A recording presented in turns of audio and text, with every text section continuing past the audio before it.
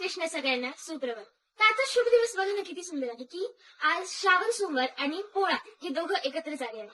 तर श्रावण सोमवारचं महत्व ते आपल्याला माहितीच आहे, पण पोळा काय आहे याचं महत्व आज आपण जाणून घेऊया. तर पोळा म्हणजेच जर एखादी गाय किंवा बैल हे आनंदाने चारा खात असतील किंवा आनंदाने वावरत असतील त्यांच्या या क्रियेला पोळा असं म्हणण्यात आलेलं आहे.